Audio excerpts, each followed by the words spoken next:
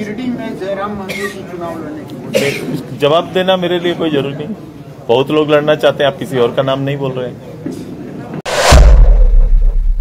मुख्यमंत्री जी को 8वां लेटर मिला है। अब पहली बार एजेंसियां सुझाव दे रही है एक राज्य के सदन के नेता को। ये नौबत आ गई है।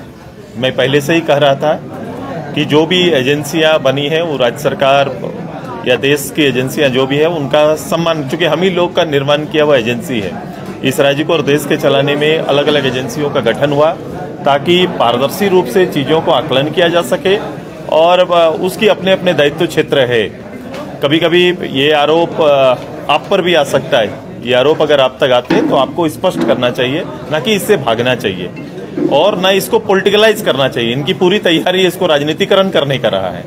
जैसे ही आरोपों को भी राजनीतिकरण किया गया, जैसे आप देखेंगे 2000 के दशक में ऐसे ही कुछ आरोप बिहार के लिए लगे थे, बिहार के कुछ प्रमुख नेताओं को लगे थे, तब भी उसका राजनीतिकरण करने का लोग प्रयास करते हैं। ये एक तरीका होता है कि लोगों को मूल भाव से भटकाने का।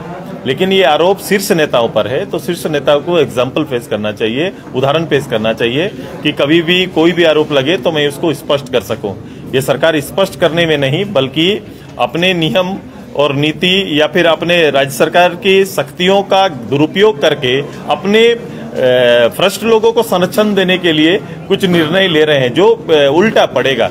ऐसा कभी हो नहीं सकता। एक साफ पारदर्शी रूप से राजनीति इसे नहीं कहते हैं।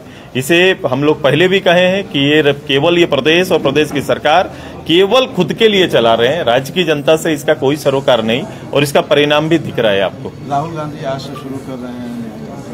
राजनेताओं को एक्टिविटी में रहना चाहिए। झारखंड में 8 दिनों तक यात्रा करेंगे 8 दिन। अच्छी बात है कि कम से कम झारखंड को समझ पाएंगे। झारखंड में आप रहेंगे तो झारखंड के लोगों की भावनाओं को समझ पाएंगे। नेता जितना दिन समय बिताएंगे, जितना दिन लोगों के पास जाएंगे तो समझने का मौका मिलेगा। क्योंकि इनको समझने का मौका नहीं मिलता है ना।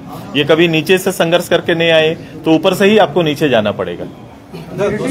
दादा, जैसा एस अली साहब ने भी एक विषय उठाया, उर्दू शिक्षकों का जो पद है जो खत्म करने की साजिश हो रही है, इसका विरोध हो रहा है। आपको लग रहा है एक सरकार जो अल्पसंख्यक हितैषी कहती है, उस सरकार में इस तरह की कार्यशैली है?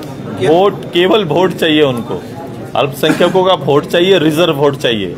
ये अब उनकी समझ में अब ये पाले पड़ रहा है और लोगों को समझ में आ रहा है।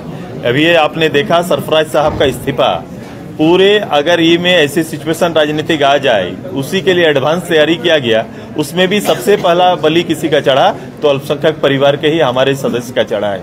उनके पास इसके सारे विकल्प खुले थे, लेकिन चूंकि पूरा परिवारवाद हावी है, परिवार के कोई लोग त्याग नहीं करेंगे। वो सामने वाले और वो भी उनके जो मूल पेटेंट वोट जिसको बना के 70 साल तक जिनको राजनीतिक रूप से आगे बढ़ने नहीं दिया गया, जिन्हें राजनीतिक रूप से सबल नहीं किया गया, जिनको राजनीतिक संरक्षण मिलना चाहिए उनको संरक्षण नहीं दिया गया, केवल एक भय व्याप्त करके और राजनीति का हथियार बना के इसको मुख्य धारा से दूर रखा गया है और उसकी बलि भी चढ़ा रहे हैं।